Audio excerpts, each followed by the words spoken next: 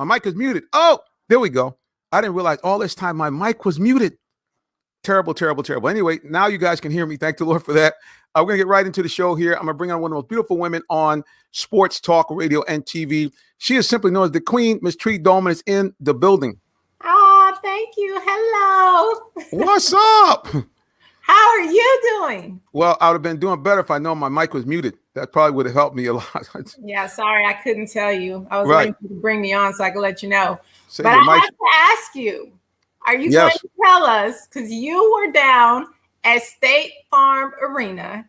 Yes, ma'am. It was crazy. So are you going to tell us now, or are you going to tell us in another segment? Because I can't wait to hear how it was. Right. So I'm going to talk to you guys a little bit later on. I'm going to make sure to bring everybody up. But yeah, it was off the chain. Absolutely incredible being back. I guess I just didn't know how much I missed it. Well, speaking of missed it, I missed this guy and his comments. He's always normally with us for the whole show. Last week, we only had him in the last half, but he's back in the building, factory fresh, 2-time Super Bowl winner, and the guy with the best anecdotes on sports talk, radio, and TV. The one and only Tyrone Poole is back in the building. How you doing, sir? Hello, everyone. How you doing, Miss Tree? How you doing, Minister? All those that are listening and watching, hello. Buddy, let me tell you, I'm doing good. It was, like I said, I really didn't realize how much I missed kind of being in the middle of the action. You know, I mean, what happens is you start doing these Zoom broadcasts and you do things from afar, so you think everything is, you kind of get used to it. But, buddy boy, this is what I had to do when I went to the stadium on Sunday. The minister had to put the shades on because I was right in the middle of it. I mean, literally got out there and was originally only going to do just a kind of a pregame from across the street, social distancing. But then the bug got me. I said, I got to go inside.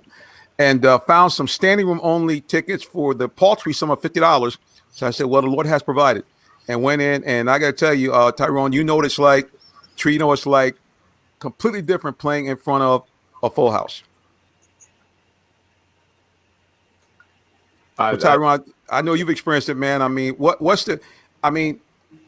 do guys really feel when they come out of that stadium, come out of the tunnel, and you know you got 60, 70,000 people, which is more than basketball, but still basically a packed house when you hit that field? Really, to be honest with you, as a player, you never really notice the fans. You don't. And that's, from my point of view, I'm pretty sure there's a lot of other athletes that say the same thing, because you're so focused on your event, your competition. That's all you see. But whenever I came on the field, I really didn't notice the crowd. Yes, I noticed the environment, but my focus was so direct on what my performance was supposed to be and will be that really it doesn't matter. It doesn't matter. The only time you really notice the crowd is when it's a blowout. When it's a blowout, you're sitting back on the bench, you just relaxing, you turn around and you look and you say, okay, wow, we got a packed house today. But other than that, you're focused on what you're supposed to do. That's just me. That's so true though, because I'm the same way. I can't tell you how many times people have come to my matches or different things, and they're like, "Oh yeah, you didn't see this." I'm like, "No, I was focused on the game." So I agree 100%. You do. I mean, of course, you hear the crowd and you hear different things, but yeah, when you're focused, you're focused. Well, it's interesting you guys say that. So it's. I'm sure that obviously in order to perform at the highest level, you can't go in with your eyes up to the ceiling, because that's what, and we've seen that. That's why we've had Super Bowl blowouts. We've had championship game blowouts, because one team had the sensibility like, oh, man, look what's going on.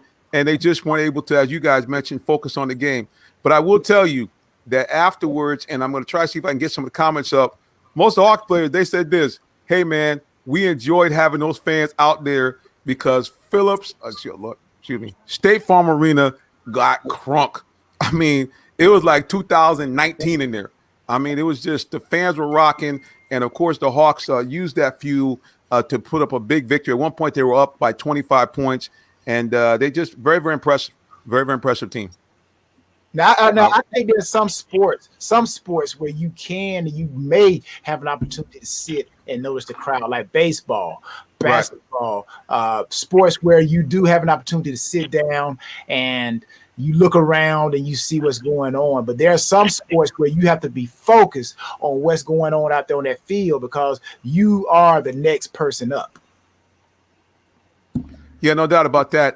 It's definitely something where, again, you have to concentrate, got to pay attention. But it does appear that in basketball, I guess maybe because you don't have as many fans, maybe the guys are closer. I'm not sure. But clearly, they talked about the Hawks fans being really like a sixth man in that game. And just to be very candid, it was just enjoyable to be back out in the mix. And hopefully Deshaun Tate will be joining us about the 8:15 period to talk more about the Hawks. But let's shift gears here with some of the breaking news that's going on outside of sports. Obviously, last month, as you guys know, it was Mental Health Month. Certainly, a lot of athletes have come out in the last, I say 5 to 6 years and talked about how they've had various problems with mental health and mental health issues. So Naomi Osaka, just the new talent, the rising star in women's tennis, basically has pulled out of the French Open, citing, some problems with dealing with the press. I'm going to go to you first, Tree. Any comments or thoughts about her pulling out? And also thoughts about athletes and how mental health can really impact their performance? Yeah, well, I will say, first of all, I want to commend her because you always have to do what you have to do to protect your peace. Your peace and your happiness is the most important thing that you have outside of your health. And nobody knows what she's going through outside of her. So for her to say that she was not going to speak to the press, and then for them to say that they are considering to ban her, I'm assuming that's why she went ahead and just made the decision to pull out. But she's protecting her peace, which obviously is not about the money, which it should never be, because money has nothing to do with your happiness. Let me just put that out there. So I'm very proud of her because it takes a lot for her to stand up and do what she is doing. And I support her 100% because you have to take care of yourself. Yourself comes first. If you're not in a good space, then you're not going to be able to perform well. You're not going to be able to play well. And so you always have to do what you need to do to take care of yourself. All right, Tyrone, what are your thoughts about that situation? I'm going to piggyback off of a statement that Ms. Tree made. You got to take care of yourself because we all know, and let's just forget about sports and let's just look at it from a general standpoint. People, when it comes to a certain point of your life, people are going to stop caring about you.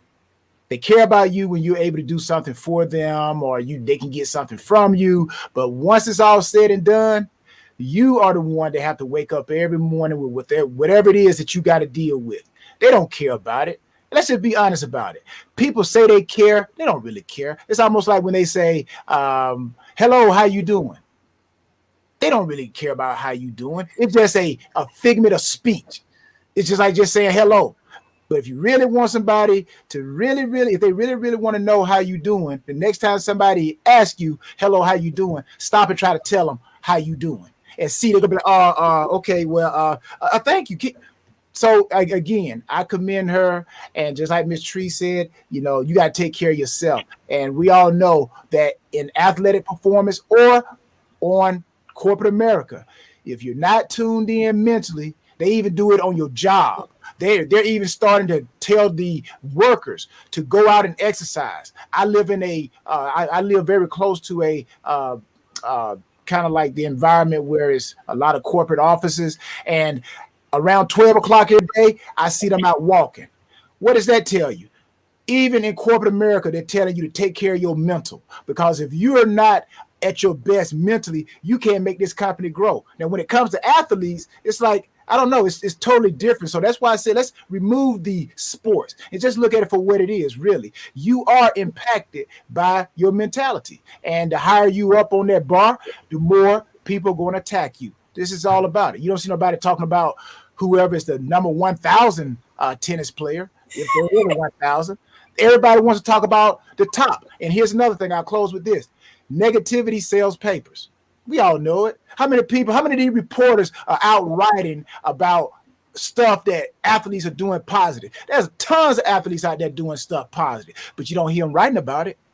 So again, it's all mental. yes, the athlete has their things that they have to do to meet their demand for the media, but the media has to be on the hook too. They got to make sure that they write what is correct and not try to add no more to it. That's Well, just there's a lot of heat there, and so that's just my comment. ain't no heat. That just I've been in the game. I'm like, I know how they write. That's just how it is. You ask anybody who has been there, been interviewed, that's what they're gonna say. They will anytime, and I learned this. When you are reading an article, and this for all those out there, when you see an article and you see ... and then it picks back up, that was something else said between that. But what the media try to do, they try to squeeze in and make it fit the way they want the narrative to fit. So if you're going to write something, then write something the correct way. And I believe all these athletes will say, hey, you know what? I'll talk to you whenever, wherever you want to. Well, like I said, I have to default to you guys on that because I ain't played not 1 minute, nothing. So I have to default. I will say that it does appear that we are in a different time. And I think that's just my age speaking now. There's a time where those things, rightfully or wrongfully, just weren't in the forefront. You had a situation where you just basically, you had to, take your lunch pail and go to work. And it was assumed that you knew that part of that climb to the top was going to create more scrutiny, that you're going to get more press, what you guys talking about, sometimes negative press, and that, you kind of knew going in that, hey, you know what, this is some of the stuff that I have to put up with. Is some of it over the top? Absolutely. Paparazzis. Now we have TMZ Sports where these guys are hanging out in the airports and lurking at clubs. You're trying to catch people in bad position. Absolutely, you're right. I haven't really dived into all of Miss Osaka's problems with the press. So only thing I can say is that on some aspect, the athlete does have to make a decision what's best for them.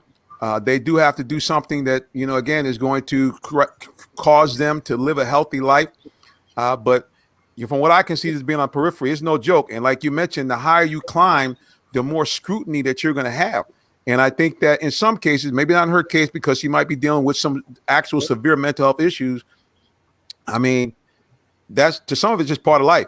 I mean, anytime you're in a position of leadership, whether you be a corporate CEO, whether you be a minister, a pastor, I mean, buddy boy, your stuff better be tight, and mentally you better be strong, because people are not going to like you for reasons that got nothing to do with anything.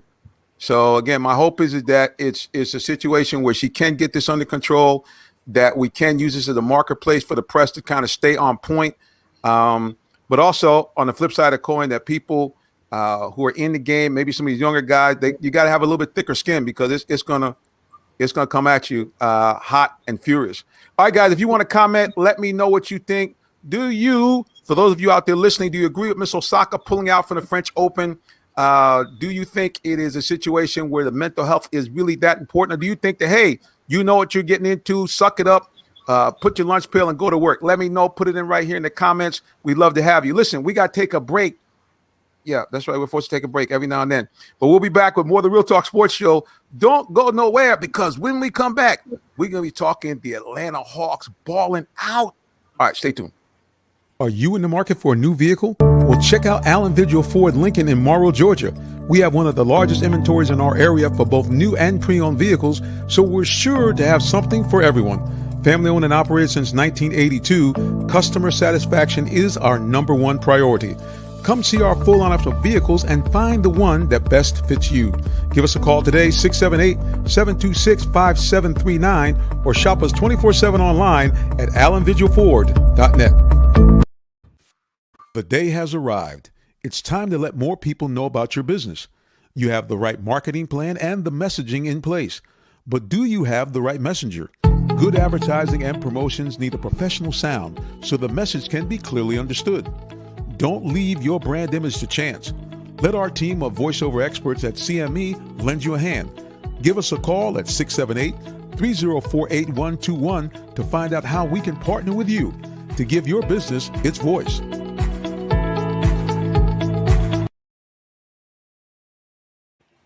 Hey, everybody, we're back again. You're listening and watching the Real Talk Sports Show. We're broadcasting on multiple portals. Before we go any further, I want to do a big shout out to all those of you watching on the replay and Periscope. Thank you so much. That's also now Twitter TV. big shout out and appreciation to all those who are watching on demand on YouTube. We appreciate you. And of course, our faithful crew on Facebook, we appreciate you as well. Thank you, and thank you so much for being a part of our live broadcast. Again, if you want to check us out here, you can follow us anywhere on social media at Real Talk Sports 7. We'd love to have you be part of us. Remember, follow us on YouTube as well. Many thanks to all those of you who are doing that. So again, we thank you so much. Let's go back to our topics for today. We talked about the French Open.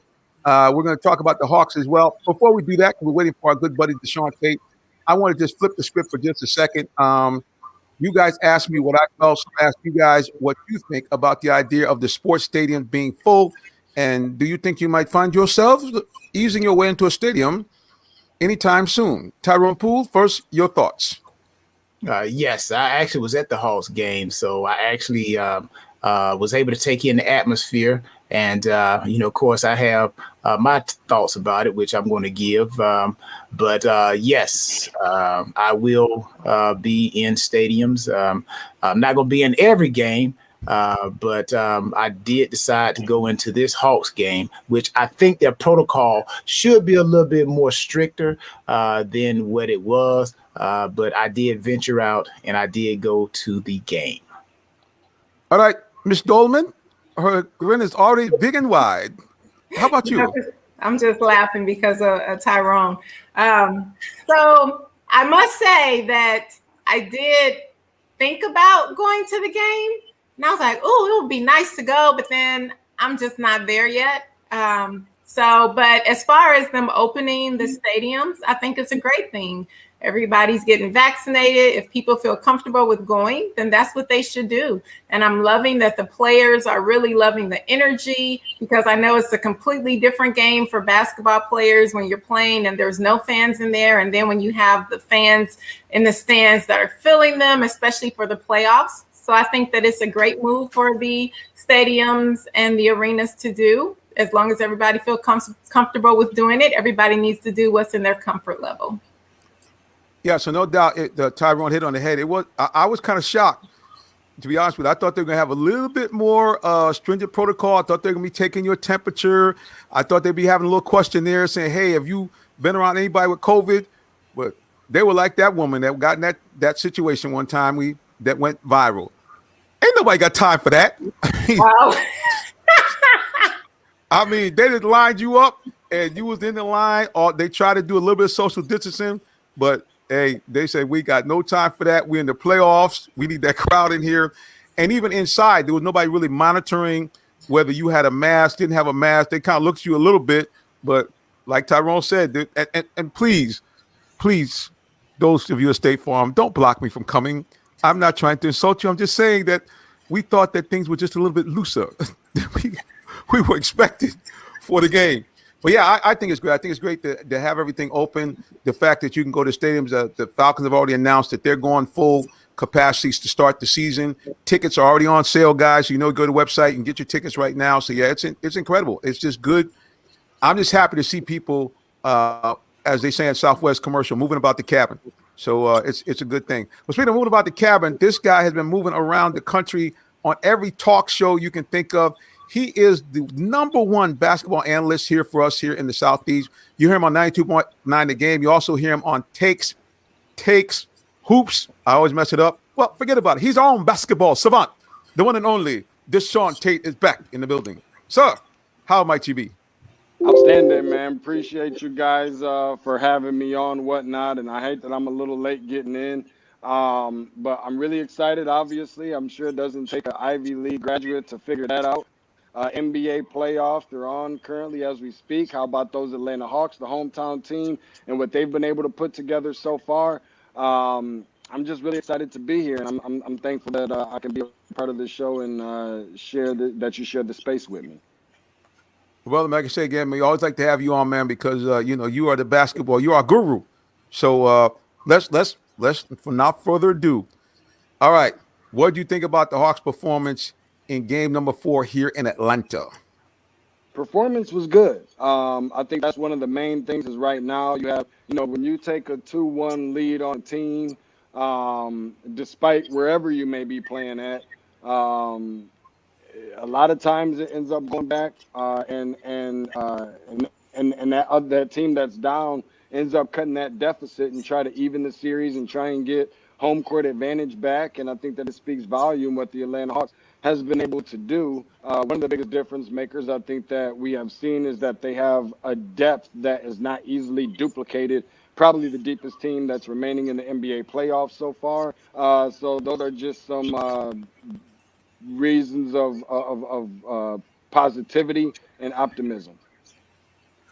Yeah, no doubt, man. Like you said, they really. I mean, I just was the thing that really kind of got me was how they really did something that Hawks teams and a lot of Atlanta teams don't do is they got up to a lead and then they put their foot on the gas and kept it there. They opened up a double-digit lead, and then by late in the game, they're actually up by 25. As a matter of fact, let's see if we can get some comments from the interim and hopefully soon to be permanent head coach of the Atlanta Hawks and his thoughts on how his boys performed in game number 4. I thought we did our jobs and defended home court. I thought the guys responded. They played really all 48 minutes with a sense of urgency out there. Our defense picked up in the second half, did a good job of just making it tough for them to score and, trying to keep them in front. Offensively, I thought we had much better ball movement in that second half, making them work defensively. And we was able to, really get a rhythm on the offensive end of the floor.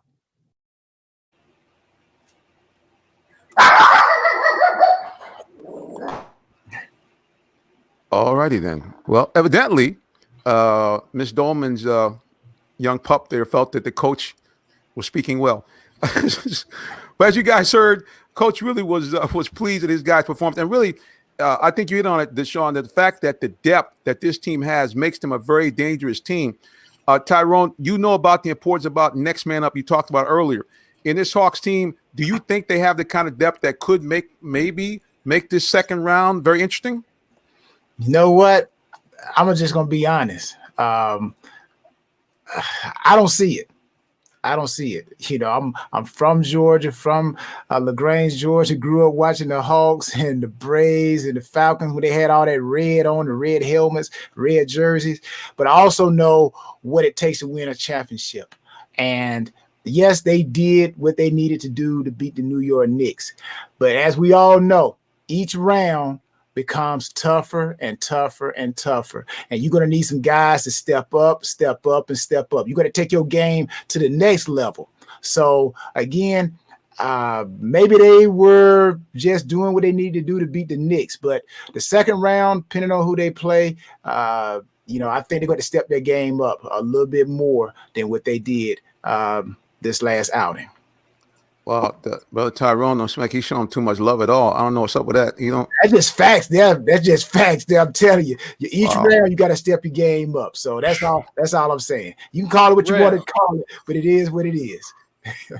Wow. Let me go ahead and put my shades back on. Hold up. Oh my gosh, that's why I felt a little shade. All right, Miss Dolman, what are your thoughts about the Hawks? Do you think they could maybe surprise people and do something in the second round?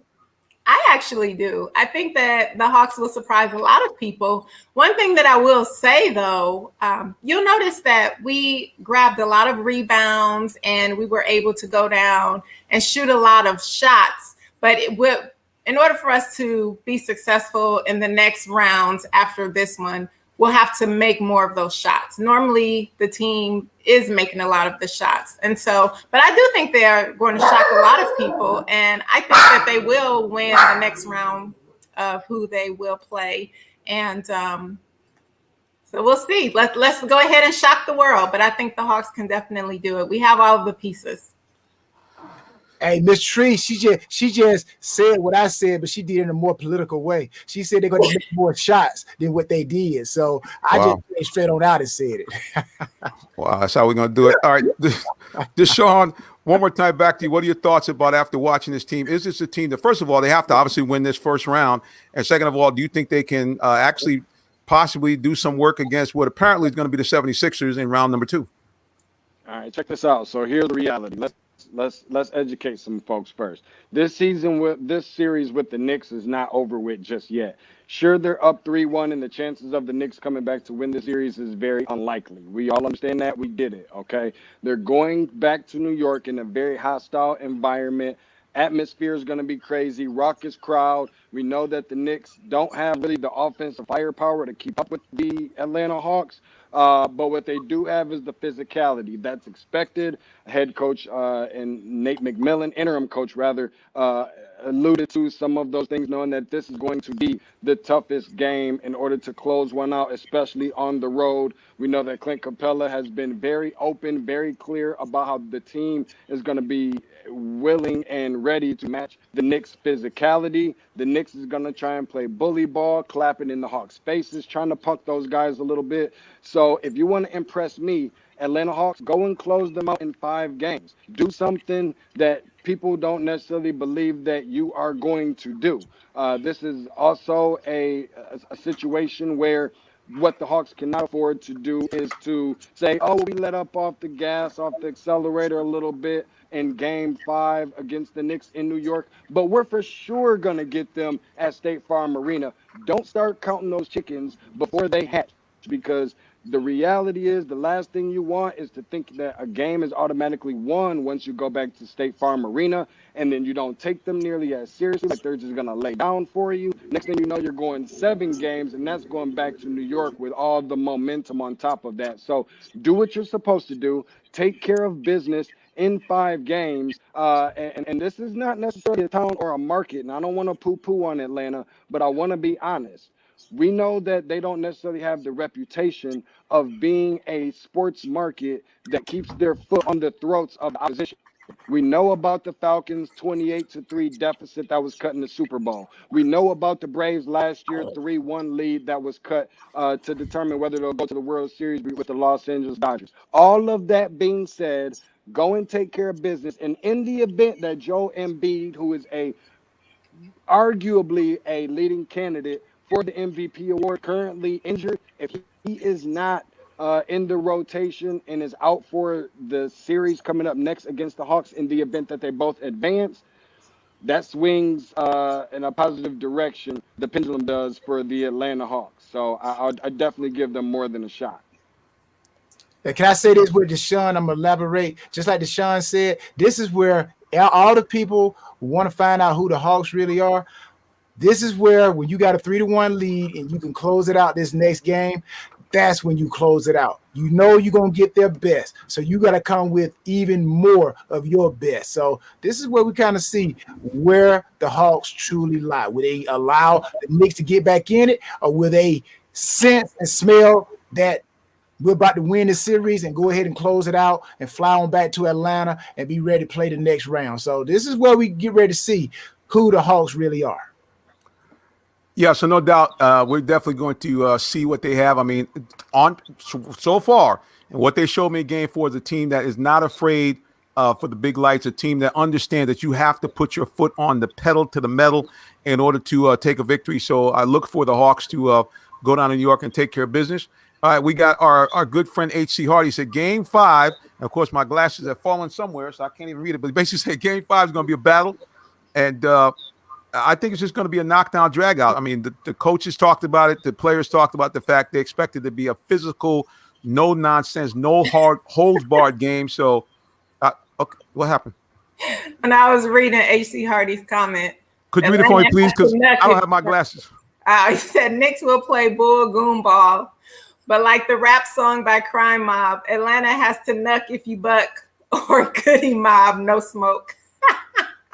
Man, well, I'm telling you something. They're going to all that smoke come Game 5, because the Knicks going to be bringing it. Them fans going to be acting the fool, so we're going to see what's going on. Well, guys, listen, we got to take a break. We're going to be more of the Real Talk Sports Show. When we come back, we're going to have a business spotlight.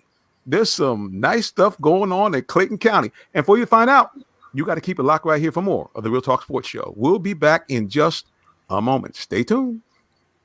Did you know that Allen Vigil Ford in Morrow, Georgia also has Lincoln? Over 35 years of using the Vigil Touch to provide excellent customer service, works hand in hand with the Lincoln Motor Company to provide a luxurious and seamless way to acquire your next luxury vehicle. Lincoln has an array of full-service complimentary owner benefits. These benefits include hospitality partnerships, service pickup and delivery, all which can be accessed through the Lincoln Way app. You can even contact the 24/7 concierge to have someone assist you. Come and see our great inventory of new and pre-owned Lincolns today. Call 678-364-7345 to make an appointment with one of our brand champions or shop 24/7 online at allenvigillincoln.net. And we are back here with the Real Talk Sports Show. Yes, please check us out at Allen Vigil Ford and Lincoln, because yours truly, that's right, me, I am a sales consultant there, so we would love to help you out. If you need a new car for yourself or your business or your family, please, ma'am, please, sir, give me a call, 678-410-9833. I would love to be your brand champion for Lincoln or any vehicle that we have, Ford, new or pre-owned. We have Toyotas, we have Lexus, we have Mercedes, anything you need, we got it. Well, guys, lots of stuff goes on here around our community, and sometimes people don't know what's going on, but we're going to peep you into something that is going to be red hot. Coming up, oh, there I am. Okay, coming up this weekend is the ultimate kickoff to summer. It's a pop-up day party right in downtown Jonesboro, Georgia, and we have the lovely CEO about to join us. Miss Tamara T. Scott, I believe, is in the building. Let me check. Oh, yes, I am here. How are you? Praise the Lord, sister. How are you? I'm doing well. No complaints. Well, look, tell us a little bit about this event. I mean, first of all, a beautiful center that you have there. It's an event center. It's also an art center. Just tell us what you got going on, because I hear it's big. Yes. So just to let you know a little bit about Be Merry Events and Art Studio, we're located in the downtown historic district of Jonesboro, where they're looking to bring a lot of art, culture, and entertainment in the area. And I'm a big part of that. I am the first African-American woman in the city of Jonesboro to own her own art studio, which we have an event space that's accompanied by it as well. Outdoor patios, free parking. And so we host any type of event, from weddings, baby showers, birthday parties, you name it. So we're getting more involved with the art community, as well, and getting on tour and partnering with Arts Clayton. So one of the things that Be Merry is doing as far as expanding is I have incorporated my 501c3, which is Tenacity Works. And what that does is support small businesses and entrepreneurs. So on a monthly basis, we have pop-up shops, and we have everyone from abroad, whether it's food, clothing, retail, they're able to come out and sell their products and services. Well, I'm gonna tell you, that's incredible. I mean, first of all, you guys have to come to this space. Okay. It is, when I say it is everything you're looking for, it's almost like a boutique type of space. So you have this wonderful kind of event center. It's got the flat screens. It's got the decoration. Matter of fact, her team will decorate it any way you want it. I guess it'll hold, would you say, somewhere between 50 to 100 people in the main location? Would that be accurate? Most definitely, because of how it's separated. I mean, you have the art studio on one side and the event space on the other, and the two outdoor patios. Well over 100 people. So we've done that up until like 150, because it's so many places where you can, move around. So yeah, it accommodates a group of any size.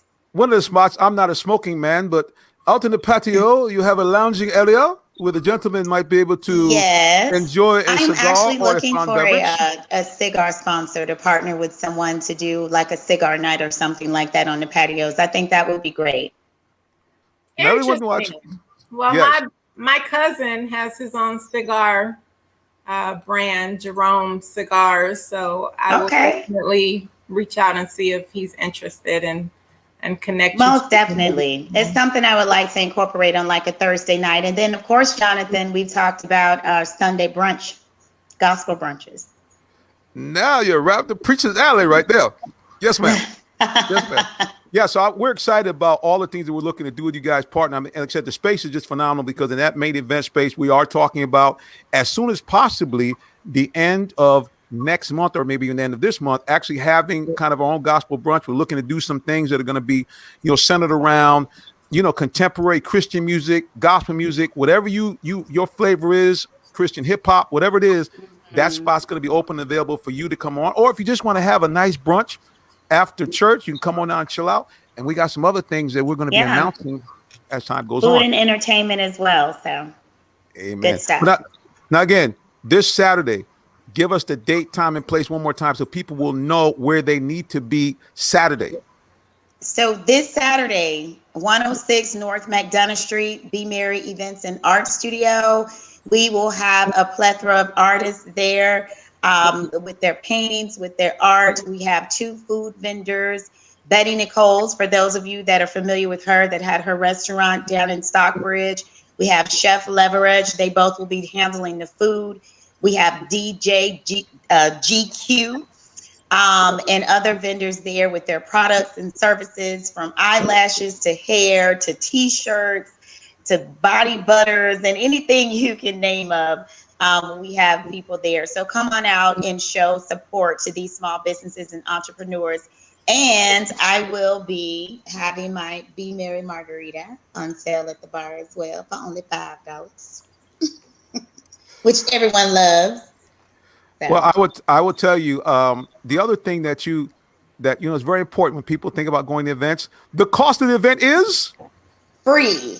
There is zero cost. Nothing for you. Everything is free. You can just go and enjoy yourself. Parking is free. And all you have to do is bring yourself, bring a open eye and open mind, and you will see some great stuff. Again, it is a wonderful space. Matter of fact, one of the other things that you have there is an interesting setup. You have a kind of a small gourmet kitchen. Would that be available for someone that might want to do?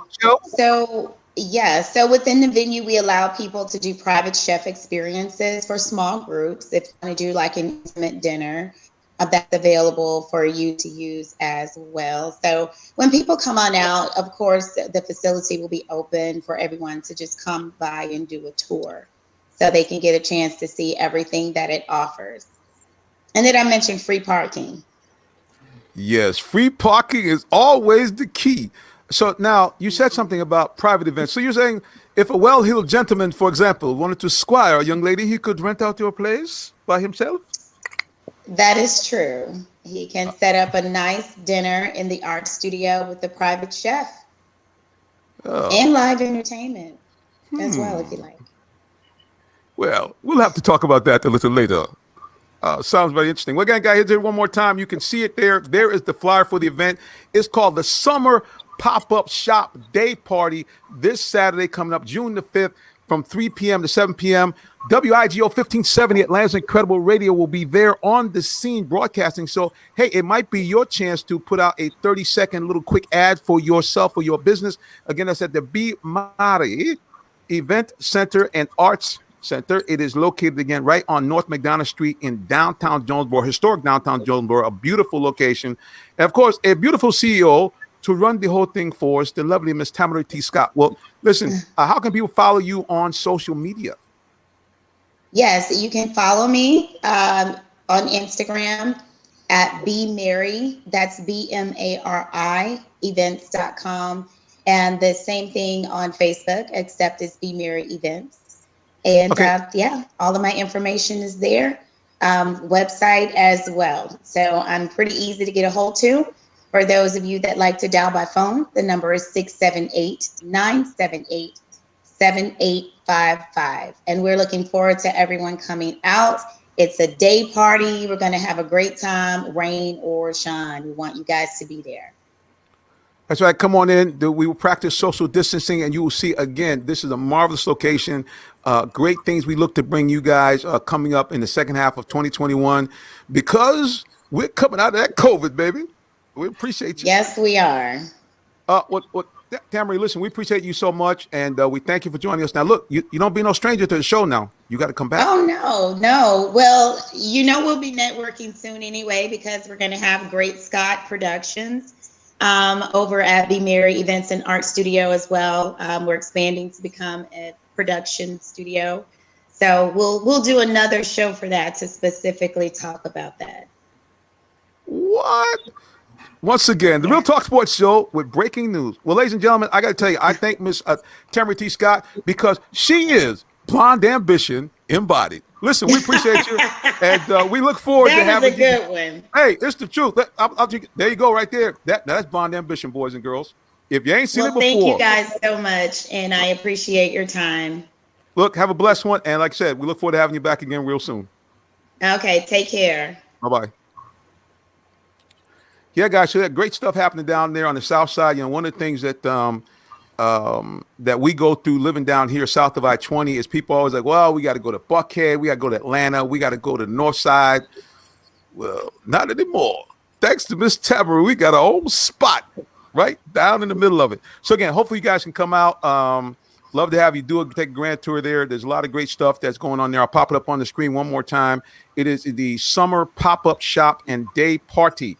Is being held at B. Maury Events Center and Art Exhibit Center right there on North McDonough Street, downtown Jonesboro, minutes away from downtown Atlanta and minutes away from anywhere in Metro Atlanta. Come on down, check it out. The lovely Ms. Tamara Scott will be there hosting, and again, we will be there with WIGO. So it's your chance. If you got something you want to talk about, you want to make a quick little announcement, we'll let the mic be yours for about 30 seconds. So come on down and just have a good time and enjoy a great spot. So we want to, again, thank you and shout out. And, you know, I guess for me, guys, why I like to do these kind of things occasionally for business is that, you know, we talk so much about in recent days. I'm sure you guys have seen the LeBron James produced commemorative movie about Black Wall Street in Tulsa and, people revisiting Rosewood in Florida and all the things, even here in Atlanta, as, you know, so much business was going on. Well, I'm like, okay, it's great to talk about, but let's be about it. Let's learn how to support Black and other minority-owned businesses, but especially African-American-owned businesses, because you really have to kind of invest in yourself. And that was really kind of thing we talked about with mental health. Would you not agree? Definitely agree. I tell so many people because, you know, there's so many people that do different companies, network marketing companies. I get approached by so many people to invest in so many things. And just like I always tell them, thank you for thinking of me, but I'm focusing on me. So I have my own businesses that I run and that I'm doing. And so I feel very confident and comfortable investing in myself because I know that I will win because I am a child of God. And so the victory is mine. And so I'm investing in myself, but I also do support other Black-owned businesses, and I support anything that's positive. When I see that there's positive companies who give back to their communities and give back to other people, I also support them. So kudos to everybody that's doing something positive. Well, Tyrone, you don't talk about it much, but that's one of the things that you do. Matter of fact, how I originally met you was actually at an event with the, I think it was the North Forsyth and Fulton Touchdown Club. The FCA was there, and you actually had a book signing. So, we want you to talk about that as we go off the air when we do our, the floor is yours. Tell people what you're doing because you have been a motivational speaker and impacted a lot of people around the country. Just like Miss Tree said, we're all blessed to be a blessing. And I believe that everybody on this earth is a seed, and it's our job to plant and nourish and grow our seed into a tree of whatever that ability is, and then serve our fruit, which is our abilities, our skills, to everybody else. And that's what I believe. So I'm planting my seeds everywhere I can and hoping that they grow. Well, man, like I said again, we appreciate the fact that you have decided to do it here with our show, one of the spots at least. And yeah, man, it's just I'm just excited, man, that we're just a part of it in some small way. I'm gonna show you guys this. You guys asked me kind of what it looked like at the stadium. Here's a little glimpse of what it looked like. I'll pop this picture on the screen. That's you can see behind there. There's very little room. There's people everywhere. Yeah, so it really, as you know, listen, like I said, at the end of the day, it was just great to see that. And I'm just hoping that Atlanta can continue to kind of grow and build on, what we saw in that game because they did something I'm not used to. Usually the Hawks get up or any Atlanta team get up and they mess around. It look like we won. And then either you got a nail biter or sometimes you get a loss. So hopefully the Hawks will have learned from that. Let's go. Hey, go back. Minister, before you go, can you pull that picture back up? You pull that picture back up. Yes, sir. You see right there behind that Hawks, the Gatorade. Right up there. You was there. Yeah, you see them two guys with the orange shirt on? That's where me and one of my buddies, we actually was sitting right there. I think that was like halftime. Had to been either whether before the game or whatever, but that's where our seats were. Where that guy is with the orange shirt on. You see security right there in the stairwell. So what you were saying, you was basically right in the middle of it. You was right there. And I could feel, that's why I said I could feel the temperature with the Hawks, the Knicks, the environment. I want to suck it all in. So I had to be close to it. I had to feel it. Well, that's what I cheated. What I did was I said, listen, I said, I'm gonna have to kind of work on my budget. And when they said that you have standing room only lower level, I said, oh, the minister know what to do. All I did, bro, was I walked around, and anytime I could get close and get out there, I saw a couple of the people that knew me from doing the media. Hey, man, what's up? What's up, man? I got to take a couple pictures, bro. I'll be right out. And, but, I mean, the same thing. Being on that lower level, you could feel that it was an energy I hadn't felt really since when they went to the playoffs, when they had a really good team back in 2015, when they won 60 games. They had that same kind of feel where the fans were anticipating something good, and the Hawks delivered. Big thing I will say, we talked about it last week. If you remember, we were saying one of the keys to the Hawks victory, I did this in my pregame. I said, what are victory keys? Trae Young, continue making assists, but don't be afraid to take the game over late if needed, which he did at several points. The other big key, John Collins, run plays for him early and keep him involved offensively. He has best game of the series. Julius Randle, keep the defensive pressure on him. Don't let him get into any type of scoring rhythm, which they didn't. And most of all, which is the big key, keep up the defensive intensity as a team. Don't let up. And they did not. Listen, I was so excited seeing Clint Capella. Yeah. And he did this. I'm trying to get, okay, there we go. Yeah. So let me tell you, they were feeding into the crowd. They were into the game, and their defense was just phenomenal. And they said, get that stuff out of here, not in my house. but that's really what it was. I mean, and I could feel it. Now, here's a shot of me when I was still kind of scared, because I will admit I was a little nervous about going in there. So this was me at the beginning during my pregame show. There I am. As you can see, I'm nowhere near the stadium. I'm across the street. I got my mask on, but eventually, it's like the Bible says, sometimes you have to take on courage. And I said, I'm going to go in here. I know what to do to stay masked up. And fortunately for me, I was able to kind of keep myself kind of out of the scrum, except when I was taking pictures or trying to get that feel that Tyrone was talking about. But I will tell you, I enjoyed it immensely.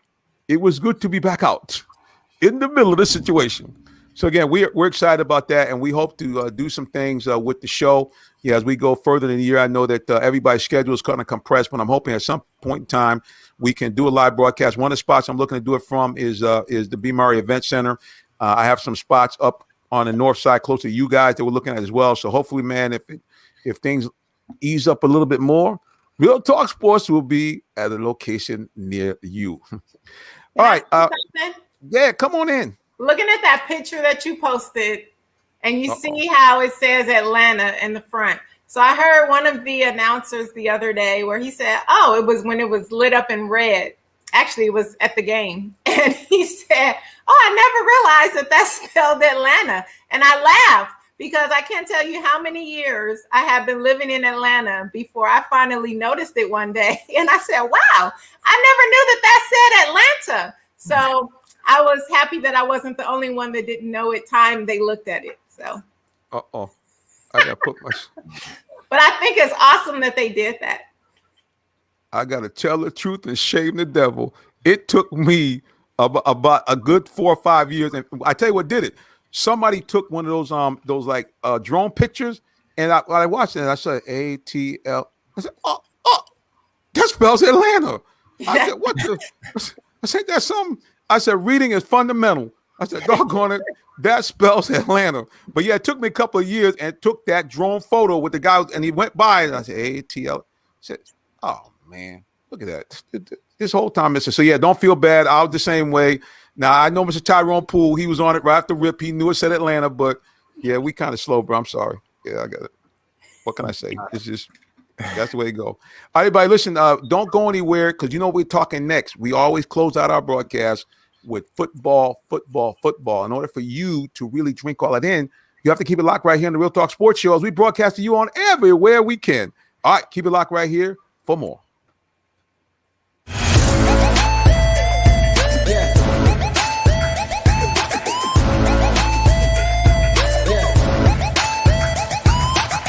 This is OJ Howard with Real Talk Sports.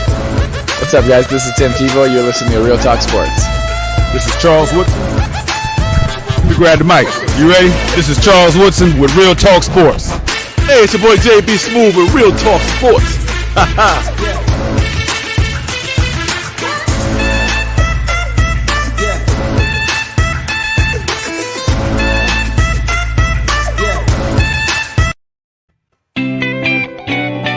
Nothing better than the sound of diesel in the morning. And what better place to get high horsepower diesel than the all-new 2020 Ford F-250, now with 475 horsepower and over 1,000 foot-pounds of torque. You know where to get it? From me, the minister, Jonathan Simmons at Allen Vigil Ford Commercial Sales. Because you know why? I'm the commercial truck guy in the shirt and tie.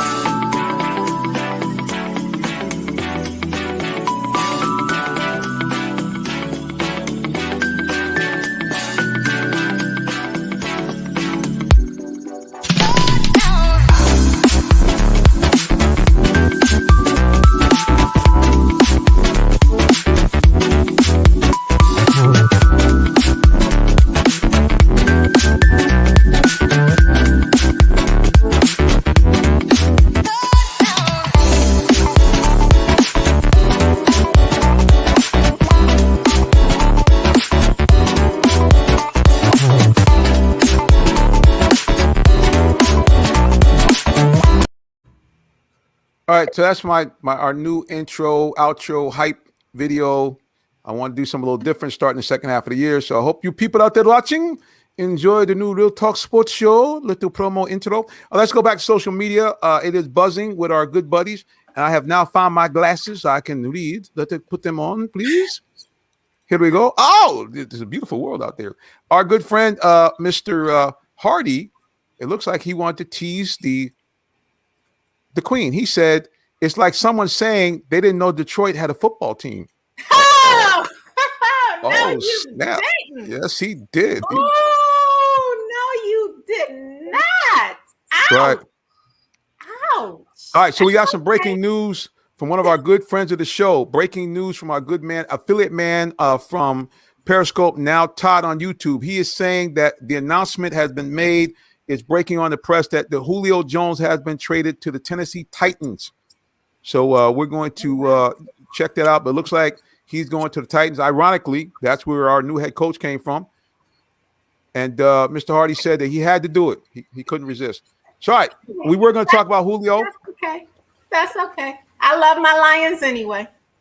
Right. Listen, you've always showed out for your teams in Michigan and Detroit, so I ain't mad at you. Even when everybody else was like, who are they? You were like, they're my boys. So anybody can stand up for their team. I appreciate you. All right. First, I'm going to go to you, Tyrone. What do you think about this news? Julio Jones going to the Titans. Well, right away, when I think about Julio, he's going to leave a legacy here in Atlanta. And just like most athletes, to be honest, they don't want to leave, especially when you've left and spent so many years in a town. But the good thing about it, he's only going right up the street.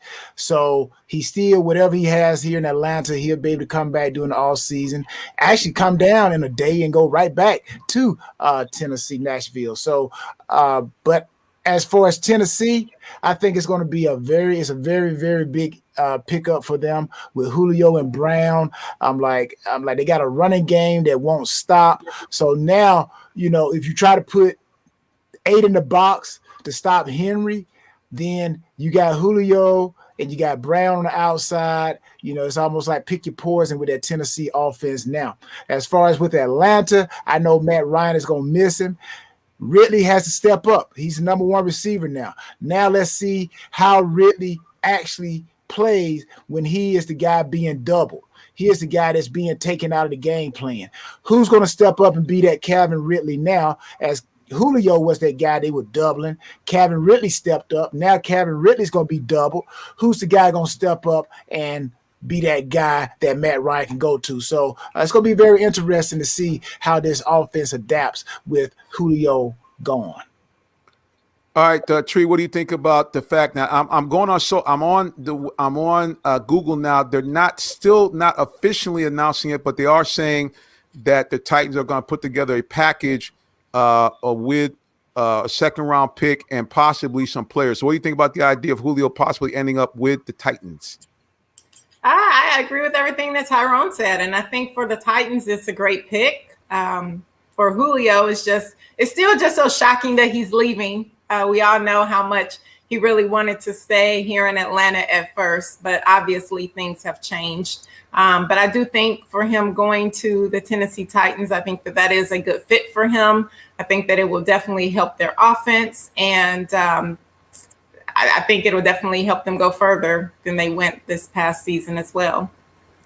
Well, our man, affiliate man, is saying that I thought the Falcons were not rebuilding, should have taken Fields, LOL. I mean, so a lot of people are going to continue to be talking about should the Falcons have taken Justin Fields, because the criticism has always been about Matt Ryan is two things. Number one, his inability to throw the deep ball accurately. And number two, let me get three things. Number one, his inability to throw an accurate deep ball. Number two, his inability to scramble in today's NFL, where it seems like a mobile quarterback is almost paramount. And number three, the guy is he's aging, and he doesn't often make the play. He doesn't seem to want to audible, like in the Super Bowl, for example, when there's an opportunity to go. Tyrone, am I overstating that, or what do you think? Well, as the athletes get older, like you named off some great attributes that a quarterback must have that people are seeing that are faltering as far as Matt Ryan. That comes with age. So what Matt Ryan and that offense and the offensive coordinators need to do, they need to start having and placing routes and receivers to where they catch the ball on the run and they're able to get what they call yards after the catch. Because right now, Matt Ryan is not going to be that type of guy that can throw that deep out many times in the game. So you got to position the offense to where he's throwing the ball short, the receivers are catching it and running after the catch. And then you got to have a good running game so that he can set up that ability to throw the ball over the linebackers. Because if they don't have a running game, then I think everybody's going to be saying, why in the world did they trade Julio Jones? Well, I mean, if we're looking at this whole situation here, man, it's just, again, it's not, we don't have 100% confirmation, but you know what we do, boys and girls. We don't play around. We're going to go to the number one source of the Atlanta Falcons, but you have to keep it locked right here because we'll take a little break. You're watching the Real Talk Sports Show. Listen to the Real Talk Sports Show on Atlanta's Incredible Radio, WIGO 1570, and broadcasting on Roku, Facebook, YouTube, and Periscope. We will be right back. The day has arrived. It's time to let more people know about your business. You have the right marketing plan and the messaging in place. But do you have the right messenger? Good advertising and promotions need a professional sound so the message can be clearly understood. Don't leave your brand image to chance. Let our team of voiceover experts at CME lend you a hand. Give us a call at 678-304-8121 to find out how we can partner with you to give your business its voice.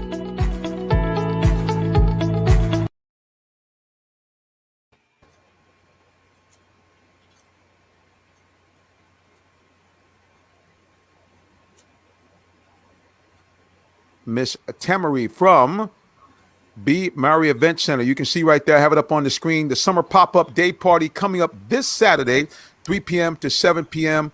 Please, folks, come on out. It is located right on North McDonough Street in downtown Jonesboro. Great event there. It's absolutely no cost to you, absolutely free. Even the parking is free. So check us out down there from 3 to 7. WIGO and yours truly will be there broadcasting live from on the scene. So it's going to be a great time. And rain or shine, we will be there again. B. Murray Event Center and Arts Exhibit Center right in North McDonough Street, Jonesboro, Georgia. They are located right in the heart of the business district of Jonesboro. All right, guys, we're going to talk to a guy that we know is the number one source if you want information about the Falcons. He is the embedded beat writer for AJC Sports. He is an award-winning sports writer, and he is Esquire Parks and Lunch, the one and only D. Orlando Ledbetter. Welcome back, sir. Hello, Reverend Simmons. Thanks for having me. Hello, Mystery and Tyrone. How are y'all doing tonight? Doing all right. How you doing, DK? Doing pretty good. Awesome. All right, so we'll get right to it. One of our guys on social media is saying that it's breaking about the Titans and the Falcons trading Julio Jones. Is it done yet, or is that still pending? It's not done yet. We're still waiting to get confirmation on that. We do know he's getting traded.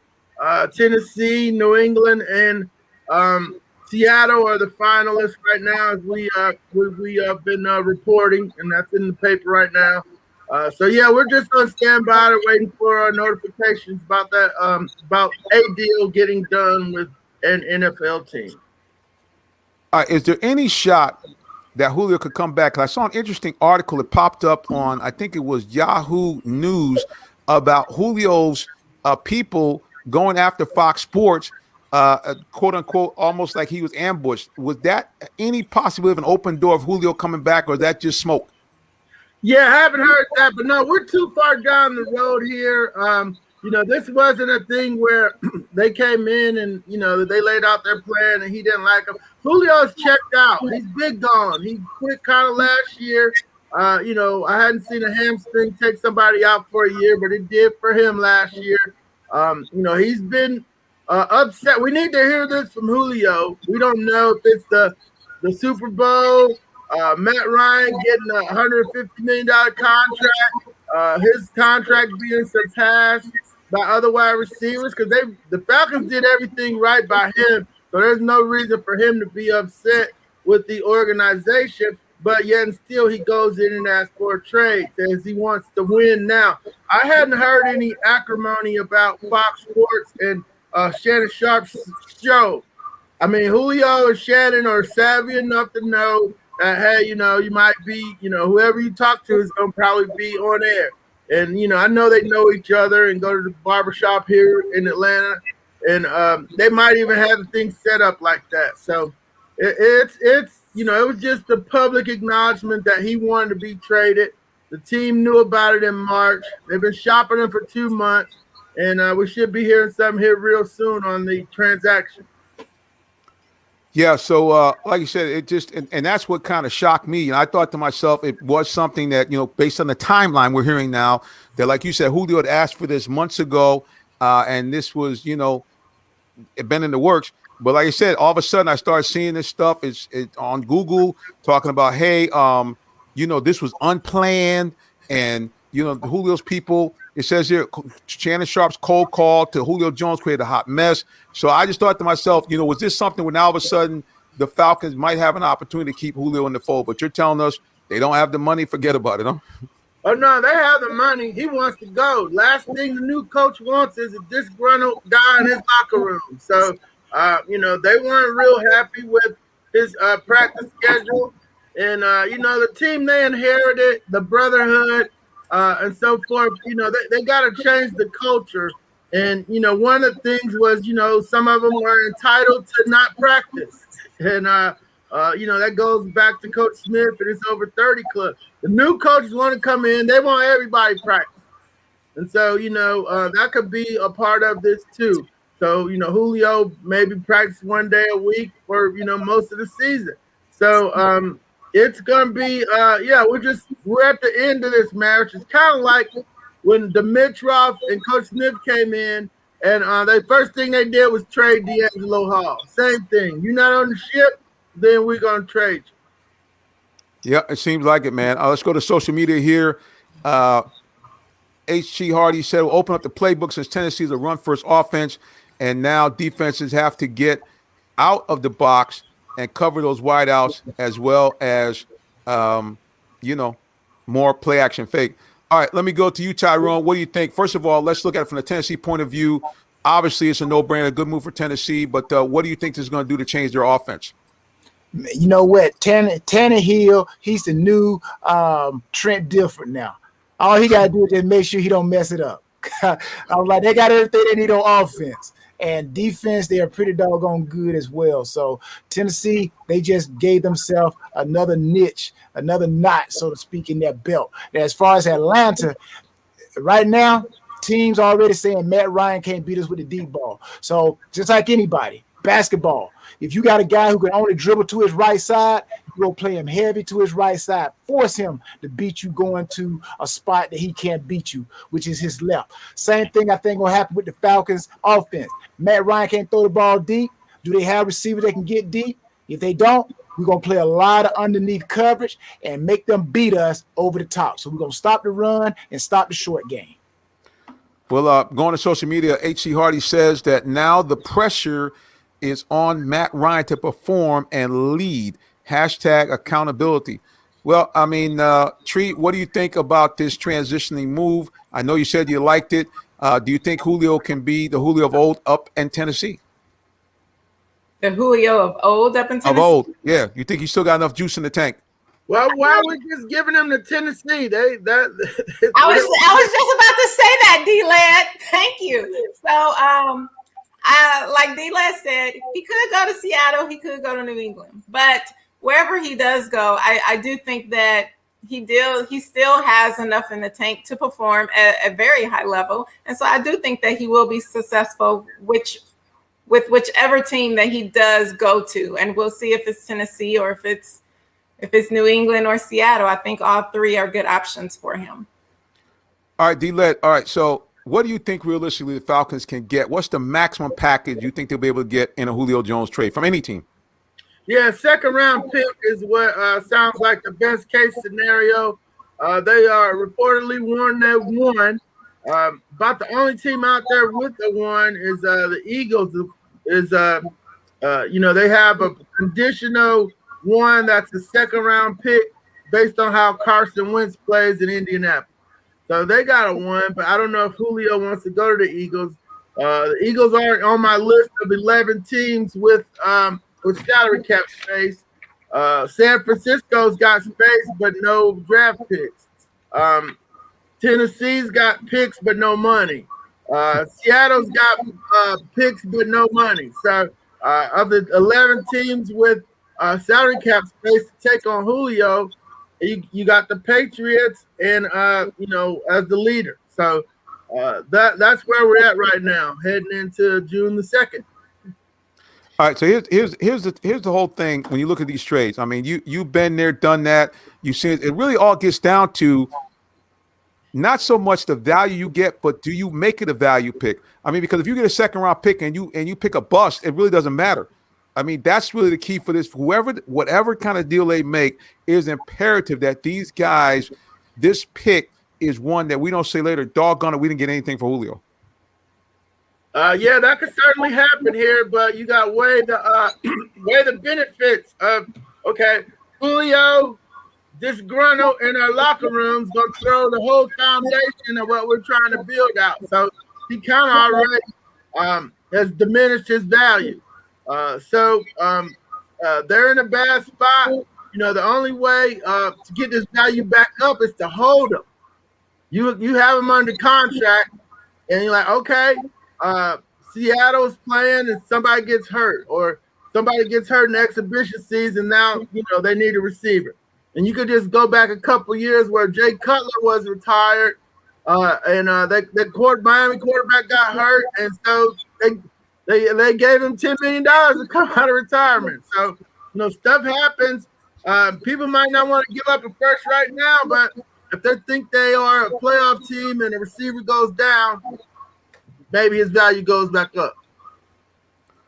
Tyrone, what do you think? How important is it that the Falcons, whatever they get, they actually parlay that into something halfway decent as far as picking up a player? Well, you can't really. You hope that whatever you trade or whatever you pick up for a trade of a player going to another team, that you get back more than what you gave away. It's almost like a guy who, or it could be a female. I'm a guy. I'll speak from a guy standpoint. You just broke up with your girlfriend. You're hoping that you can get somebody better. That's what you want to believe. But at the end of the day, you know you're going to miss what you've always known. So, Julio's been very productive here in Atlanta. Just in 2019, he had 99 receptions and 113 before that. So I think he still can be productive. He gets into the right program. And just like D-Led said, he get his mind right, which I know he's going to have his mind right because he's going to a team where he's going to show everybody in Atlanta, y'all missed out. So he's going to get in the weight room. He's going to do whatever he's told. And I expect Julio, wherever he goes, he's going to be very, very productive. So it's going to be hard to get back what they're losing. That is the Falcons. Let's go to social media again. H.E. Hardy. Julio wants to win. But if you look at AFC South right now, Tennessee is the favorite to win a division which puts them in the playoffs. And the other teams will, have new quarterbacks and coaches. Well, look, at the end of the day, there's no doubt. Julio is a guy that will be sorely missed, but it's like D-Led said. I mean, in essence, you can't have a guy disgruntled. I mean, you two guys have both played, and you know what it is, Tree, we talked about this before. I forget what we were talking about, but you were saying how bad it was to have somebody in the locker room that was acting the fool, basically. So one apple does spoil the bunch. Say that one more time. What'd you say? One apple does spoil the bunch. Well, no doubt. All right. Well, let's get back to what we have at hand. All right, D-Led, we talk about, okay, Matt can't. I mean, we talked about Matt maybe can't throw in the deep ball. Do we see them going back to an offense? Like I tell people, to me, it looks like deja vu all over again. Going back to 2008, we go back to more of a play action, short passing game. Not a lot, but certainly more up-tempo type of play if they can put together decent defense. What are you seeing as far as what the Falcons might be able to do sans Julio Jones? Yeah, it's going to be a blend of, and I went back to coach to make sure I was clear on this. And we had talked on my podcast. He was brought into the league under Mike Mularkey, who was the Falcons' first coordinator for Matt Ryan. He ran the power system, the cold Pittsburgh Steelers, Bruce Coslett, Sam Weiss, Bengal stuff, sugar huddle, tempo, pass speed, no huddle, all of that.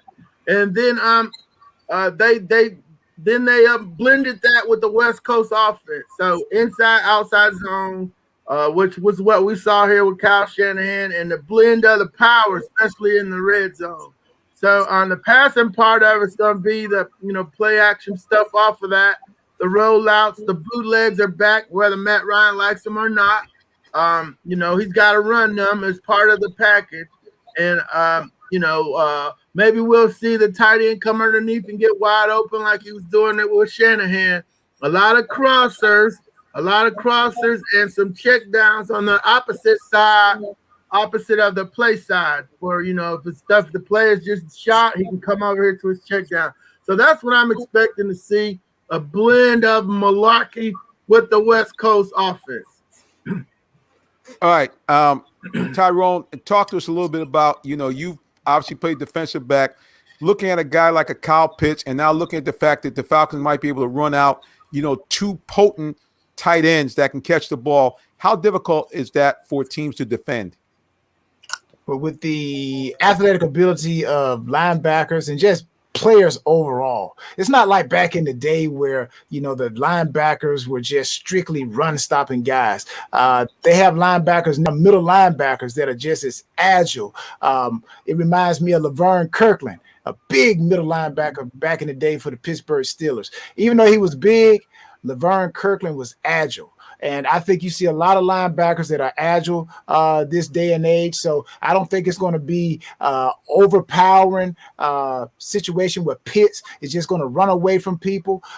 So he's going to learn the game very fast. He's going to learn how to get open and how to separate. And that does come with a little bit of time. You're not in Kansas no more, Dorothy. You're not in Kansas no more, Pitts. It's the NFL. So you got to learn how to run your routes crisp, should I say. Yeah, no doubt. There's going to be very few times I think that you're going to see him running downfield wide open like they did with Florida. I saw a lot of them tapes, man. I didn't seem like anybody was trying to guard the guy at all. I mean, so I don't know how he catches in traffic. That'll be interesting to see. Let's go back to social media here. Our friend H.C. Hardy says, hey, remember Steve Smith when he left the Panthers? He was a nasty fellow when he moved on to his next team. Let's go to Todd on social media. He says, my sources said he's still staying with the team. Yeah, well, there's no doubt. And I got the number one source right here. And this fella right here, he said the trade ain't done yet. So I'm taking D-Led's word over everybody else. So until we hear otherwise, Julio is still a Falcon. But as everybody has said, D-Led, and you've said it repeatedly, that he has to go because the Falcons need the cap space, number one. But more importantly, Julio, as he said, he gone. And he's already checked out mentally and physically. So what are you going to do? You got to hope for the best and see what they can do here with this new double tight end offense with Hayden Hurst and with Kyle Pitts, and if they can run the ball. I mean, and you've been saying that for years, D-Led. It's about running that ball. Oh, yeah, no doubt about it. You got to tote that rock and, keep people honest. I mean, yeah, the new league wants to be a passing league, and, fans want to see points and the Big 12 stuff, but football comes down to blocking and tackling. And in the playoffs, you're going to have to run that ball to get to the Lombardi Trophy. So, that's just basic football. So, got to be able to do it. I like Mike Davis. Been following that kid since high school and covered his brother, James. So I'm wishing the best for him. Certainly, the linemen like it when they're not dropping back 40 times to pass protect, right, Tyrone? So, yeah, if they come out, I don't care, run 3 times and punt it if because, everything ain't going to bust loose. So, but yeah, you got to stay with the run game. Okay, so once again, the question comes from social media. Can the Falcons do anything with Jake Matthews as far as trading or restructuring his contract? D-Led, what are your thoughts on that? Yeah, they already restructured his contract. That's what I thought. Yep. Yeah, he was one of the first ones we reported in the AJC.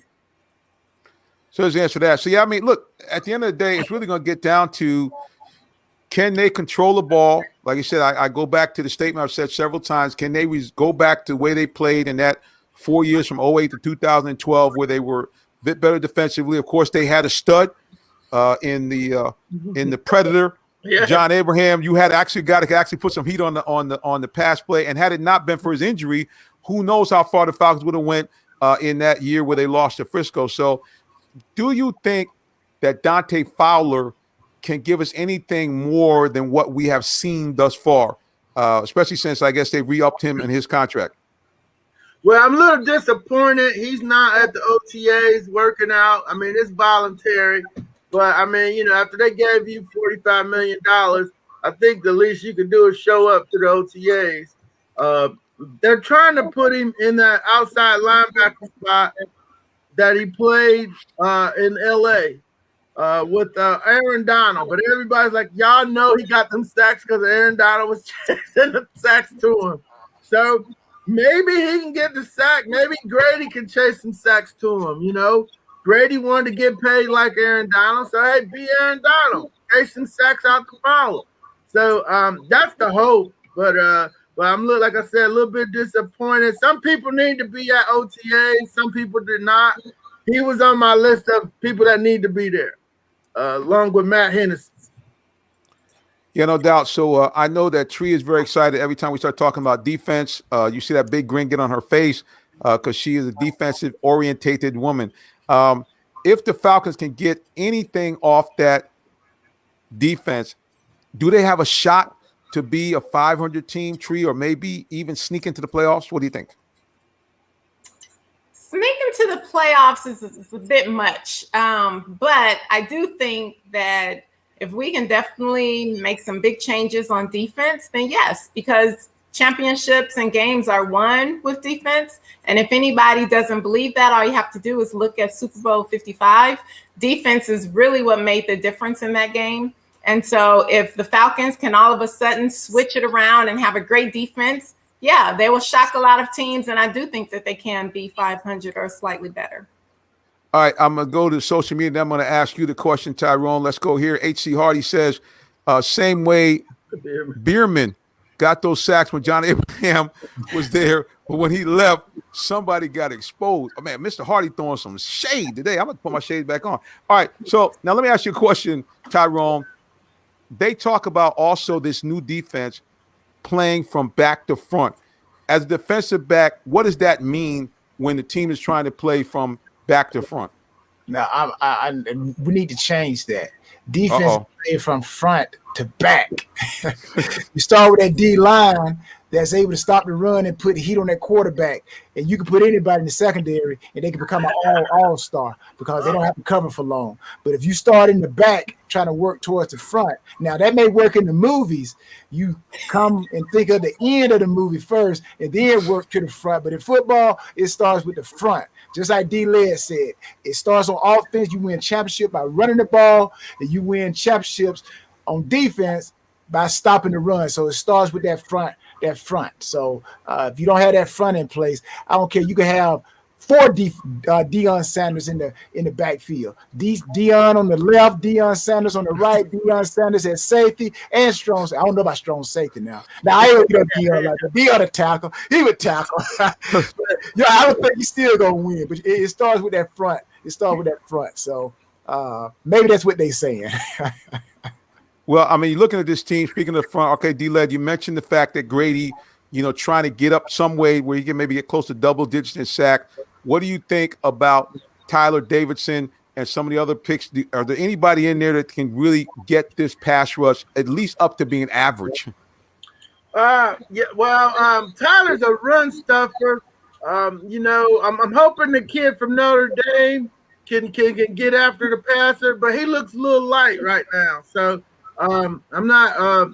He's more a project, but I want to see if he's got some pass rush in him. The kid from Texas, Taquan Graham, he looks like he can play. So if he can get in there and push Marlon Davidson, who was a second-round pick last year.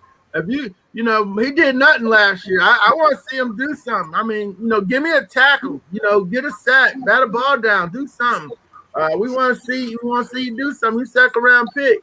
Same thing from Kaminsky. He's been here 3 years now. So the Division 2 thing is over. Make me a play. I want to see you make a play. The kid Jacob Mariner, he made some plays against Oakland. All right, he got a sack strip. He got after the quarterback. Okay, let's do that again. And those are the guys that that's who they have. So I want to see him make some plays. I don't want to see him just fighting with a lineman and the quarterback having all time the throwback there. And I want to see some quarterbacks on the ground in 2021. Well, speaking of that, what do you think about the idea that in this whole back to front concept that we're going to see a lot more blitzes from defensive backs, safeties, and of course linebackers? But what do you think about the idea that the Falcons, knowing they're kind of suspect in the line, they're going to be running a lot more safety blitzes and cornerback blitzes with this team? Oh, they did it last year, Reverend. Soon as Raheem and them took over, Albrecht, they were like, well, we're not going to let the quarterback just sit back there and pick us apart because they know Isaiah Oliver's back there. So they moved him to nickel. He blitzed a lot. Mostly last year was linebackers. Fourier and Dion did a lot of the blitzes. Keanu couldn't get there. Ricardo couldn't get there. The nickelbacks, was Isaiah Oliver. They couldn't get there. So it was mostly linebackers. They had a corner blitz with Terrell, I believe, in Minnesota. When Tyrone knows you don't really want to sit in them corners too much. Man, if they find that corner slipping out, somebody's wide open most of the time when you sit in the corner. So yeah, he's talking a good game. He says he's gonna blitz from everywhere. Basically said he's gonna manufacture a pass rush because he doesn't have one. All right, so we look at Todd affiliate man. He says so. Davis had about 640 yards from scrimmage last year, and the question is Davis the answer? He rushed for, I think he had an average about 3.9 yards a carry. Had a huge game against the Falcons.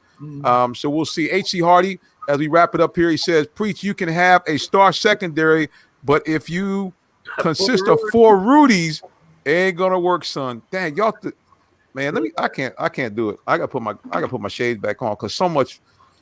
Whoo, Lord have mercy.